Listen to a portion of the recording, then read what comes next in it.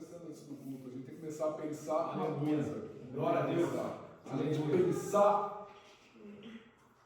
Você sabe quando eu começo a ver, uma coisa que eu estava vendo, eu estava reparando, enquanto para a glória de Deus esse ministério tem impactado nos membros, eu tenho visto muito da oração de vocês. A oração de vocês está sendo profetizar o negócio. Não está sendo nem mais assim. É tomar posse da palavra de Deus, profetizar. Estou vendo a oração, o irmão ali está profetizando, a irmã ali está arrepiando ali. E arrepiando com Satanás, gente. Tinha até um louvor antigo, né, de criança. Eu era prego e Satanás só me batia. Agora eu sou martelo para bater no Satanás. Eu já apanhei. Apanhei demais. Agora eu sou martelo para bater no Satanás. É isso aí. Essa era a cantiga. Outro dia eu passei na frente de uma igrejinha pentecostal e os caras estavam cantando esses hinos aí. Parecia uma roda de capoeira que tava lá. Eu era prego. Satanás só me batia. Parecia os irmãos estão jogando a capoeira ali, hein? Dá pra lá, né? Ah, o seu Júlio conhece esse daí também. Esse aí é de antigo mesmo. Amém. Alguém tem alguma bênção pra falar? Como? Amém? Não, eu só queria dar um testemunho. Hoje eu fui lá batizar minha filha, né? Fui lá junto com o pastor para batizar. E. A gente vê o filho da gente caminhando com Cristo, né? Sabe, daí eu estava ali pensando agora, né? E eu lembrei que a hora que acabou o batismo, nós fomos lá no Raconho, né? Que eles foram no Raconho. E o Daniel correu lá e catou isso aqui, ó. Né? E a Cris falou: papai, eu quero isso aqui, pede para sua mãe. Ele foi lá pedir para a mãe, a Cris comprou para ele. E a primeira coisa que ele catou antes de falar um pouco foi isso aqui. Né? E eu lembrei disso ali, eu fiquei pensando comigo, né? Na mente dele, né? Ele comprou isso aqui e falou: vou levar para a igreja. Entendeu? E ele veio aqui, trouxe para a igreja, ele saiu de casa com isso aqui na mão. E veio tocar de casa grande. Então, ele veio com isso aqui na mão. Então, tipo, o Espírito Santo estava falando no meu coração, né? Nós temos que aprender com uma criança, entendeu? Ele saiu de casa já preparado para vir adorar a Deus, né? E a hora que o pastor estava ali tocando ali, e o pastor começou a ministrar, e ele fechou o olho dele, ficou ali falando sozinho, dormindo no canto ali, né? Até a noite chegou, viu que a noite estava olhando também, ele estava... Foi filmado também, não filmou, cara? Vai mandar para a Thalita? Thalita gosta. Nós falando aqui, ó, o senhor estava ministrando, acabou o louvor, não estava só ministrando, né? Daí ele estava jogando em folha fechado, também ministrando ali, né? E aí, né? Essas coisas, se a gente prestar atenção nessas coisas, Deus fala para a gente, né? Amém? Amém. Glória a Deus. Mais um que você vai descer também nas águas. Imaginou que coisa? Você nunca imaginou descer teus filhos na... Você nunca imaginou descer sua mãe também, né? Sempre assim. Glória a Deus. Mas isso aí eu aprendi com um homem de Deus lá no Brasil, que ele falou que é sempre importante a família. Se tem um familiar crente, o familiar crente vai lá junto, auxilia no batismo, porque a gente não sabe aonde a gente vai estar. Eu posso ser esquecido um dia, mas a família não vai esquecer. Talvez eu não possa estar no seu leito de morte um dia, mas a tua família vai estar lá no seu leito. Talvez eu não possa estar numa doença, não posso estar mas a família está. Isso que eu acho importante trazer sempre a família. Sem família não existe igreja. Por isso que o diabo ele gosta, ele quer destruir a família. Ele gosta de querer destruir famílias. Eu fiquei sabendo recentemente de um caso de uma igreja daqui, que o irmão se suicidou, por quê? Por causa do divórcio. O que levou à situação de divórcio é um irmão que estava frequentando a casa do Senhor. Houve o divórcio lá, ocorreu o divórcio, a esposa dele abandonou ele, a gente nunca sabe o que está acontecendo ali, mas o irmão foi lá e se suicidou. E aí a gente começa a ver, olha o que o diabo faz. Ele matou o casamento dele e roubou a vida dele. Ele foi lá e se matou. Eu conheço casos que a pessoa estava muito firme com Jesus. Começou a dar brecha para Satanás e para o mundo, matou a família dele, destruiu a saúde dele, começa a se envolver com coisas e fazer coisas que uma pessoa normal não faria. Então que a gente fique sempre atento no caminhar com Cristo. Porque o diabo ele existe, o diabo ele quer destruir a igreja, o diabo ele quer destruir a família, ele quer destruir... Ele quer, basicamente, sabe por que o diabo te odeia, ele me odeia? Porque a gente é feito à imagem e semelhança de Deus. Simples assim. A gente, conforme diz a palavra, fomos colocados em posições até maiores que os anjos. Então você imagina, o demônio vai falar assim, o quê? Eu vou me sujeitar a um ser humano? Eu vou destruir a vida desse ser humano. Eu não sei nem por que eu estou falando isso, mas quando você está em Jesus, o diabo está debaixo dos teus pés. Simples assim. Quando você está em Jesus, você vai lá e expulsa o poceiro. Você está precisando de uma cura, está precisando de uma cura, faz uma batalha espiritual mesmo, guerreia. Usa todos os meios possíveis. Usa todos os meios possíveis. Usou os meios possíveis e não deu certo, o impossível é Deus. Então é Deus que vai andar a partir daqui. E vai para cima. Porque Deus não criou filho e filha preguiçosa. Já tem que já falar assim já. Às vezes o pessoal está ali esperando Deus, cara. Ai, Deus, mas a pessoa não está fazendo, não está fazendo, não está fazendo. Faz tudo o que você imaginar. Não deu certo? Senhor, é o Senhor daqui para frente. E o Senhor faz. E o Senhor honra. E o Senhor restitui. Porque Ele gosta, o Senhor me toca até o coração aqui pela palavra dEle. Mestre, quem pecou foi ele, o aleijado, né? Foi ele ou os pais dele? Jesus, nem ele nem os pais dele. Isso é para que se manifeste a glória de Deus. É para que a glória de Deus se manifeste. Então ele só chegou no aleijado, teus pecados estão perdoados. Pronto, os pais dizer, o cara é maluco. Quem é esse que perdoa pecado? Jesus falou assim, o que é melhor dizer? Perdoado com os teus pecados ou levanta-te e anda? Que não pegou lá, levanta, toma o teu leito e anda. E da mesma maneira, o Senhor ele toca o meu coração. Dá uma situação parada, levanta, pega esse teu leito que você está parado e anda com ele. Porque é aquilo que vai fazer, é isso que o Senhor ele faz a gente levantar e lá porque os teus pecados estão perdoados. Amém. Ou seja, o Senhor já deu uma autoridade ali, eu perdoei o teu pecado. Derrame a autoridade. Levante e anda. Pega o teu leito e anda. O Senhor lhe perdoa os nossos pecados. Toma o teu leito e anda. Foi meio profético isso aí que eu falei. Amém? Hoje a gente vai falar do terceiro ponto da Bíblia. Vou correr com isso aí porque estava preparando isso aqui, mas deixando isso aqui o máximo comprimindo, porque o que acontece? Não adianta eu ler um texto bíblico, que depois que eu ler aquele mesmo texto bíblico, Deus vai trazer outra revelação diferente. Então, pelo menos em matéria da gente conhecer a Bíblia inteira. Então, a gente já falou da Bíblia como um todo, por que cremos nela. Falamos do Antigo Testamento, como ele foi formado, e hoje vamos falar como foi formado o Novo Testamento.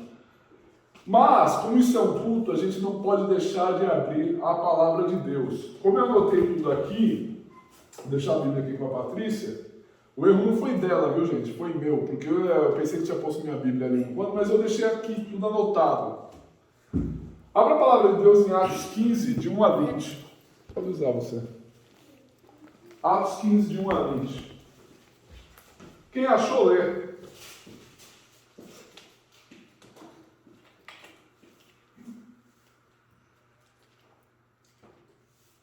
Atos 15. Atos 15, do verso 1 ao verso 20. Quer ler, Tcheco? Lê a palavra para nós, profetiza para a gente. Então, alguns que tinham descido da Judéia ensinavam assim os irmãos: se vós não circuncidares, conforme o uso de Moisés, não podeis salvar-vos. Vai indo. Mas, Pode ir embora. tendo tido Paulo e Barnabé não pequena discussão e contenda contra eles, resolveu-se que Paulo e Barnabé e alguns de entre eles subissem a Jerusalém, aos apóstolos e aos anciãos sobre aquela questão.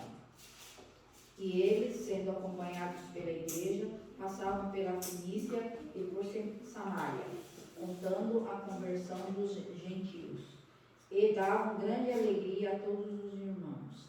E, quando chegaram a Jerusalém, foram recebidos pela igreja e pelos apóstolos e anciãos. Eles anunciaram quão grandes coisas Deus tinha feito com eles. Alguns, porém, da seita dos fariseus que tinham crido, se levantaram, dizendo que era mister circuncidá-los e mandar-lhes que guardassem a lei de Moisés. Congregaram-se, pois, os apóstolos e os anciãos para considerar esse assunto. E, havendo grande contenda, levantou-se Pedro e disse-lhes: varões, irmãos, bem sabeis que já há muito tempo me elegeu de entre vós, para que os gentios ouvissem da minha boca a palavra do Evangelho e crescem. E Deus, que conhece os corações, lhes deu testemunho, dando-lhes o Espírito Santo, assim como também a nós. E não fez diferença alguma entre eles e nós, purificando os seus corações pela fé. Agora, pois, porque tentais a Deus, pondo sobre a serviço dos discípulos um jugo que nem nossos pais, nem nós pudemos suportar? Mas cremos que seremos salvos pela graça do Senhor Jesus Cristo, como eles também. Então, toda a multidão se calou e escutava a Barnabé e a Paulo, que contavam quão grandes sinais e prodígios Deus havia feito por meio deles entre os gentios. E, havendo-se eles calado, tomou Tiago a palavra, dizendo: varões, irmãos, ouve-me. Simão relatou como, primeiramente, Deus visitou os gentios, para tomar deles um povo para o seu nome. E com isso concordam as palavras dos profetas, como está escrito. Até o 15, mais. Vai. E depois disto, voltarei. O quê? Não, 20. Foi 21. Voltarei e reedificarei o tabernáculo de Davi que está caído. Levantá-lo-ei das suas ruínas e tornarei a edificá-lo. Para que o resto dos homens busque ao Senhor e todos os gentios sobre os quais o meu nome é invocado. Diz o Senhor, que faz todas essas coisas, que são conhecidas desde toda a eternidade. Pelo que julgo que não se deve perturbar aqueles de entre os gentios se convertem a Deus, mas escrever-lhes que se abstenham das contaminações dos ídolos, da prostituição e do que é sufocado pelo Espírito Santo. Amém. Até aí, Tico. Quer orar, Tico? Eu não sei orar. Você sabe orar? Eu não sei. Muito bem. Ora aí, Patrícia. Vamos fazer um culto colaborativo. Ora por essa palavra. Amém. Pai querido, nós te louvamos pela tua palavra, Senhor, Amém. porque é através dela que nós viemos ter entendimento de ti, Pai. Em nome de Jesus, que o Senhor venha usar o teu filho, Senhor, como ferramenta nas tuas mãos, como instrumento, Senhor, da tua palavra, para ministrar em nossos corações a tua verdade. Amém. E como o Senhor mesmo diz, libertar os cativos e curar enfermos, Pai. Assim, Senhor, nós te agradecemos e te louvamos, Senhor, pelo que foi escrito aqui em Atos, em nome de Jesus. Glória a Deus, aleluia.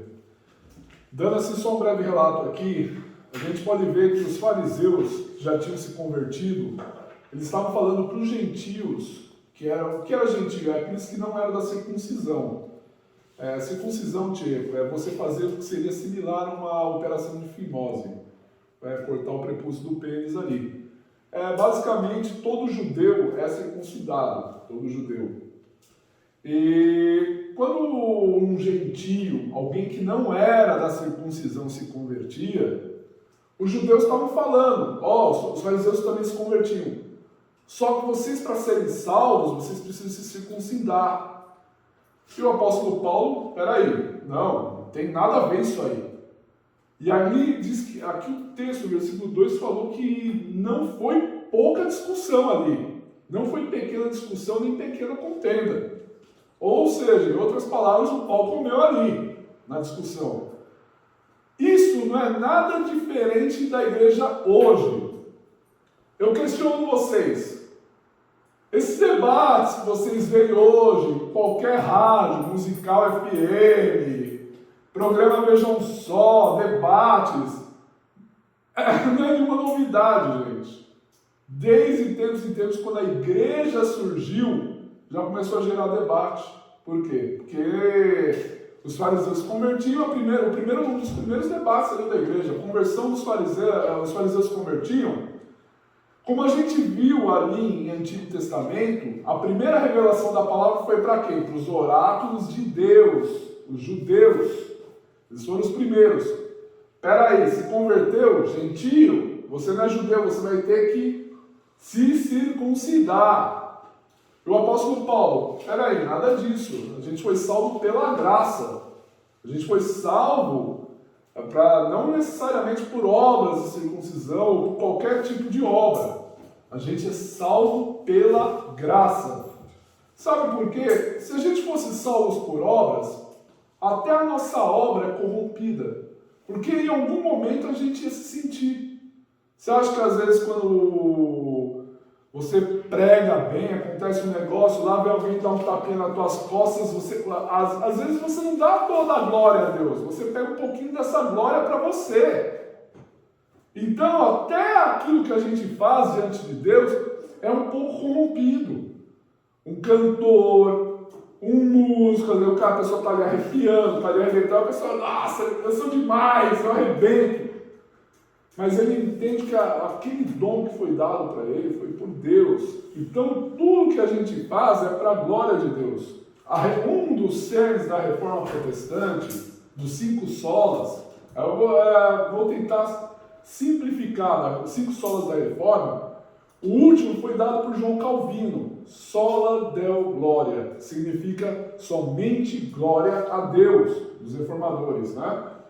E ele falava de tudo que a gente fizer, Senhor, obrigado por essa água, você já está dando glória a Deus. Você já deu glória a Deus pela água que você bebeu hoje? Eu não dei. Ou seja, está entendendo que falta um pouco na gente isso aí? Por isso, se a gente fosse salvo pelas nossas obras, estaríamos perdidos. A palavra de Deus diz que tudo que não procede de fé é pecado. Quantas vezes você já ressabiou com alguma coisa? Eu ressabiei com coisas com Deus.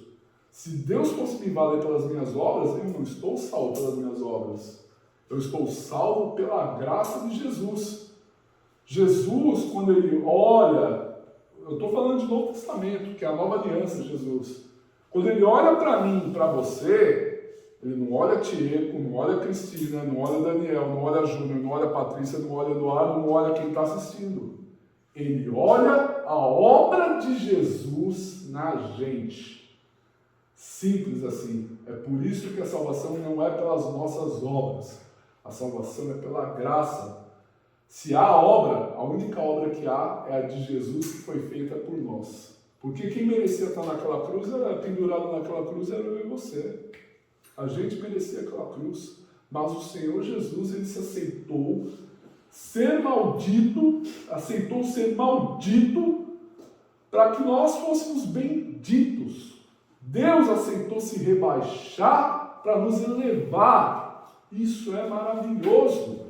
A gente entender a obra salvadora de Jesus. Então a gente viu que esses debates aqui não é nenhuma novidade. Se eu posso ter cabelo comprido ou não, se eu posso raspar as pernas. Na época era isso, né? Raspar as pernas ou não, se eu posso gostar de rock and roll ou não. E até o Daniel com a guitarrinha ali, tá arrepiando ali. Eu falo, eu tô influenciando o Dani, hein? E aí eu comecei a olhar, eu começo a entender que a obra de Deus na vida da gente que é o que nos salva. A graça de Deus, a obra de Deus na vida da gente é graça. E ali, a gente começava ali, pega para capar ali.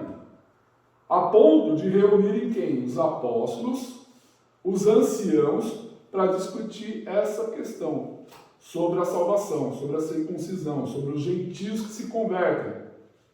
O que isso tem a ver com o estudo do Novo Testamento? Que eu tenho que mesclar um pouco o profético com o ensino. O que isso tem a ver? Tudo que passava ali para ser validado como palavra de Deus, passava pelo crivo dos apóstolos. Porque os apóstolos, eles já tinham, os apóstolos no sentido stricto sensu, né? Tem o lato sensu e o stricto sensu. Aqueles que Jesus chamou, para caminhar com eles, para fechar a revelação com eles. Tudo que eles falavam era a palavra de Deus, os apóstolos. E aí sempre tem aquela pergunta, né? A gente pode ver ali que por mais de 2000 anos de história, a igreja, ela se apega em discussões. Mas aonde, assim, pelo crivo dos apóstolos, é que foi cravado para que não importunassem os gentios que se convertem com as questões judaicas.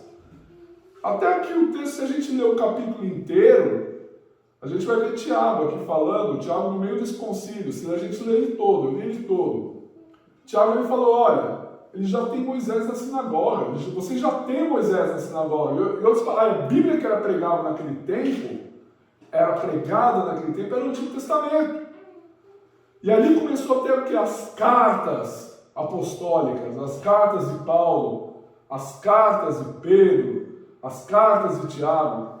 E aquelas cartas estavam sendo recebidas pelos cristãos como palavra de Deus. Às vezes o pessoal fala, foi Constantino. Não, gente. Como eu disse, o Antigo Testamento já existia, já estava fechado já em Jerusalém. As cartas apostólicas já estavam fechadas na igreja, antes da igreja se tornar uma instituição. Foi a primeira, a Igreja Católica Romana, como instituição. A igreja já estava lá andando com o Irineu de Leão, que era lá, já estava lá pelo século II, depois de Cristo, já era esse pessoal que já estava andando. Mas Justino Mártir, esses heróis da igreja, já eram pessoas que já estavam andando, que eram chamados de pais apostólicos. Por que eles eram chamados de pais apostólicos? Eles eram discípulos dos próprios apóstolos. Então eles eram testemunhas oculares dos apóstolos. Eles estavam ali quando a igreja surgiu, então essas cartas dos apóstolos já estavam circulando entre eles. Isso é uma da formação do Novo Testamento, né? E eu acho interessante aqui, se a gente ler Atos 15, 8, 11, e Deus que conhece os corações, lhes deu testemunho, dando-nos o Espírito Santo, assim como também a nós, e não fez diferença alguma entre nós e eles, purificando os corações pela fé. Pois agora, por que tentais a Deus, pondo sobre a serviço dos discípulos um jugo que nem nossos pais, nem nós podemos suportar, mas cremos que seremos salvos por o quê? Pela graça do Senhor Jesus Cristo, como eles também. Os judeus estavam querendo impor. Isso aí eu falo a primeira reunião ali, o primeiro conselho ali para definir como que a gente vai lidar com os gentios que estão se convertendo. Ali, nesse mesmo capítulo, Pedro, ele falou, não, os gentios se convertem sim. Deus apareceu, é como se ele já estivesse dizendo, Deus apareceu realmente com uma visão para mim e falou, come, eu não vou comer coisa impura. Pedro era judeu. Eu não vou comer coisa impura. E Deus falou para ele, não torne impuro o que eu purifiquei. Às vezes a gente quer tornar impuro aquilo que Deus purifica. E Pedro foi lá, recebeu, acho que o nome do rapaz era Sérgio Romano. Sérgio, gente, não lembro. Alguém vê depois para mim. Mas, estava lá o rapaz romano, aceitou ali a Cristo como o único Senhor e Salvador. E Pedro ministrou, comeu com eles, fez parte deles, e ali a gente viu ali uma conversão de gentil. Aí Pedro falou assim, bem que eu vi que Deus não faz acepção de pessoas. Como eu disse, o Novo Testamento, ele estava falando o quê? De salvação pela graça e não pelas obras. Atos 15, 18 e 20 diz que conhecidas são a Deus desde o princípio do mundo todas as suas obras. Por isso julgo que não se deve perturbar aqueles dentre os gentios que se convertem a Deus, mas escrever-lhes que se abstenham do quê? Das contaminações dos ídolos, da fornicação, do que é sufocado do sangue. Olha que interessante. Mas fala assim, não, peraí, eles estão se convertendo, eles são nossos irmãos. A gente já é judeu, a gente já tem os nossos costumes, a gente já tem o Antigo Testamento, a gente já tem Moisés na sinagoga. O que a gente precisa orientar eles? Que se abstenham dos ídolos. Basicamente, eles deram os 10 mandamentos para eles. Se abstenham dos ídolos, se abstenham das fornicações e da carne sufocada do sangue. Se abstenham disso. Era isso que eles estavam falando para os gentios. Olha, vocês querem servir a Deus? É isso para vocês. Porque eles já eram judeus, eles já tinham... Sabe quando você já é educado no judaísmo desde pequeno?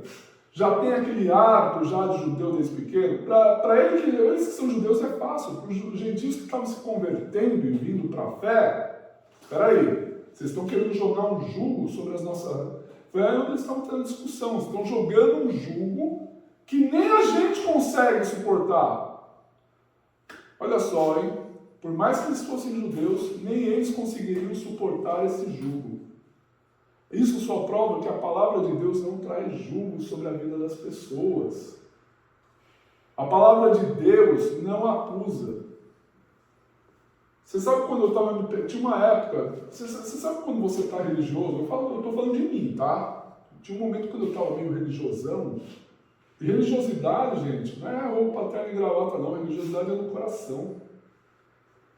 Você vê que as pessoas não estão andando como você se sente meio moralmente superior a elas. Você se sente. Aí você fala, Senhor, aquele irmão lá. Daqui a pouco sem perceber, você está fazendo a oração do fariseu. Ainda bem que eu não sou como essa pessoa que está aqui, ó. Ainda bem que eu não sou igual esse aí. E se a pessoa precisava, Senhor, tomara que Deus destrua. Você fica lá torcendo para Deus destruir a pessoa, em vez de estar ali, ó. E às vezes Deus até frustra teus planos, fazendo com que você ajude a pessoa. Aí você fala, vamos lá. É sempre assim, gente. Quando a gente percebe que a gente está religioso, é quando a gente se julga moralmente superior ao outro. E olha, é como diz o ditado, todo mundo tem telhado de vidro, se jogar uma pedra, quebra. Então, hoje eu prefiro ficar quieto com as situações. Quieto assim, no sentido de quê? Não no sentido profético. Você tem que, pecado se denuncia. Isso é profético. Agora, acusar é outra história. Eu me lembro de um testemunho, falar rapidinho aqui o testemunho daquela irmã, daquele rapaz travesti, vocês conhecem. É muito lindo. A menina tem até o vídeo dele cortando o cabelo, a igreja dando roupa de homem para ele, a igreja bancando a operação dele para ele retirar os seios. E a conversão dele se deu quando a menina chegou nele e falou, Deus tocou o coração dela, vai lá e fala do meu amor para uma pessoa. Ela desceu, ela viu uma mulher numa árvore, e ela chegou, viu que não era uma mulher, era um travesti. E ela olhou para o travesti e falou, o meu pecado não é maior que o teu. A pessoa já foi ali no coração com Deus, os teus pecados não são maiores que o meu. Ela sendo cristã. O travesti caiu em choros ali, porque o travesti falou, se Deus não me mandasse uma resposta, eu vou me matar. E Deus mandou uma resposta. E aí a gente vê o caso de um romano orando, e Deus pega um apóstolo, Pedro, e leva esse apóstolo até lá. Eu acho que é Sérgio assim o nome dele. Olha, irmãos, Deus ouviu as tuas orações. Aleluia. Em outras palavras, os perdidos, Deus me toca o coração. Deus ouve as orações dos perdidos. Amém. Cabe a nós, se a gente está com o coração aberto para falar, para ser um vaso, para ser usado para falar para esse perdido, para essa perdida, que está lá orando. Quando eu não conhecia Jesus, o Senhor tomou conta do culto. Não sei nem se eu vou continuar isso aqui. Quando eu não conhecia Jesus, eu sentava todo dia no bar, acendia meu cigarro, pegava uma garrafa de cerveja e ficava tomando e falava, eu sei que um dia eu vou parar com esse cigarro. Eu sei que um dia eu vou parar com essa bebedeira. Eu sei que um dia Deus vai fazer eu parar com isso tudo. Eu estava assim, percebendo, eu estava orando. Até que um dia num bar, uma irmã afastada vai lá e fala para mim, você tocando ali não tocou nada, que me agradeceu, que me agradou, mas você um dia vai tocar numa igreja. Ela lançou uma palavra na minha cara. Por isso que hoje a gente tem que ser desafiante, lançar uma palavra de Deus na cara da pessoa. O meu amigo entrou em contato comigo esses dias, foi ele um dos que me levou para a igreja, ele estava desviado, e ele falou assim para mim, eu estou de volta aos caminhos do Senhor. Porque não faltou ousadia de chegar na cara dele e falar as coisas. Deus me deu um sonho, eu vou ter que falar para uma pessoa, ainda vou ter que mandar um recado para uma pessoa via WhatsApp que está lá no Brasil, que eu sonhei com ela, mas eu vou ter que também apontar o dedo na cara dela e falar coisas de Deus. Vamos voltar. Meus irmãos, eu vou pregar isso aqui outro dia. O Senhor mudou o culto, mudou a pregação. A gente vê nessa palavra aqui o quanto muitas vezes a igreja, às vezes, quando eu falo igreja, eu falo pessoas, o quanto muitas vezes a igreja ela quer agir com um jugo que Deus não põe. E às vezes você carrega aquele juguinho de boa, mas você começa a querer exigir um jugo na vida da pessoa, que ela não está preparada para receber aquele jugo ainda. Ela não foi treinada, o Espírito Santo de Deus não lavou a alma dela. O Espírito Santo de Deus ainda não trabalhou no coração dela e você quer forçar a obra do Espírito Santo. A palavra de Deus diz, não por força, nem por violência, mas pelo meu Espírito, diz o Senhor. Pelo Espírito de Deus, diz o Senhor. É o Espírito Santo de Deus que trabalha. Já imaginou se as pessoas ficassem forçando na tua vida aquilo que Deus não trabalhou ainda? Você vai falar, poxa, eu não estou gostando disso. Poxa, servir a Deus não presta. Servir a Deus é muito difícil, eu não sirvo para servir a Deus. Eu acho que hoje eu só tenho a confissão de pecado para fazer, meus irmãos. Se eu tivesse a mentalidade que eu tenho hoje, talvez eu não tinha perdido amigos para o mundo. Eu tinha um amigo meu que eu levei, eu vivia usando droga com ele, eu vivia enlouquecendo com ele nesse mundo louco. Me converti, o Senhor me libertou, eu levei ele para a igreja, aí ele começou a ir, ele largou o cigarro, largou as drogas, e aí um dia ele chegou em mim e falou assim, olha, tenho a maior vontade de ir para o baile, que não sei o quê, que a gente ia para as farras, tudo. Eu falei para ele, não, você é de Deus agora, você não pode ir, e jogando um jugo nele. Se eu falasse para ele, olha, segue aquilo que você sentiu, de repente ele era capaz de ele ir no lugar e falar, esse lugar não é mais meu. Mas eu comecei a botar um jugo na vida dele, lá no passado, botar um jugo na vida dele, que ele falou, eu não sirvo para Deus. Resultado, voltou para as drogas. Resultado final, ficou devendo para um traficante. Ficou devendo R$5 para um traficante. R$5, naquela época já não era, hoje R$5 não é nada, mas naquela época também não era lá grande coisa. Ficou devendo, morreu por causa de R$5, porque o traficante tinha que manter a honra dele. Quantas vezes a religiosidade, a gente querendo fazer aquilo que os fariseus, por isso que os fariseus se convertem querendo pôr um jugo numa pessoa que Deus ainda está trabalhando. É lógico, meus irmãos, a pessoa está 5 anos na igreja, está 20 anos na igreja, está com boca suja, está com o negócio fulano. Vamos tomar um jeito, né? Mas a pessoa está começando a caminhar, está começando a andar, está andando. É comum trazer os valores do mundo, trazer assim, aquilo que você recebia no mundo.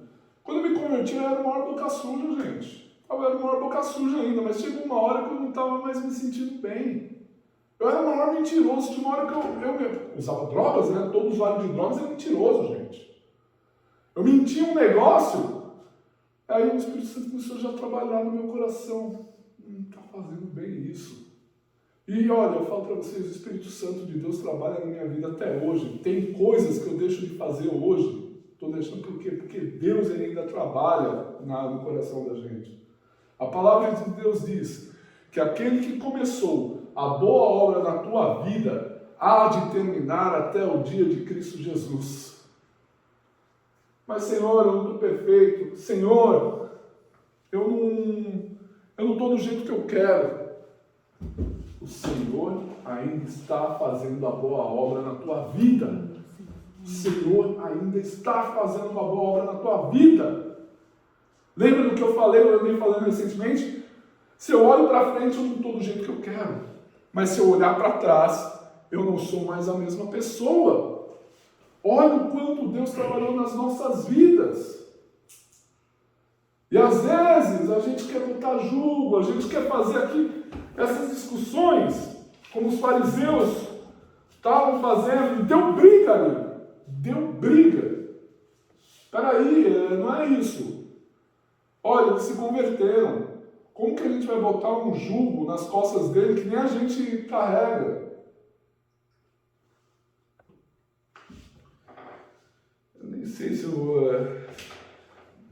Meus irmãos, isso aqui vai ser na próxima reunião, mas é aquilo que Deus, Ele tá falando, a gente acaba parando, é o primeiro caso que aconteceu na minha vida, hoje, de Deus mudar uma palavra, porque Deus, Ele muda a palavra. Às vezes já acontece, quem já prega, não sei se já aconteceu com o Júnior, preparar uma palavra, de repente olhar assim, isso não está servindo para hoje. E o Senhor começar a trabalhar uma palavra. Isso só prova que quem está no controle do culto não é o pregador, é o Espírito Santo. A palavra de Deus diz que o espírito do profeta é sujeito ao profeta. Nesse caso, o profeta se sujeitou ao Espírito. A gente tem que começar a entender nas nossas vidas que quem faz a obra na vida da gente, quem faz a obra na vida do próximo é o próprio Deus.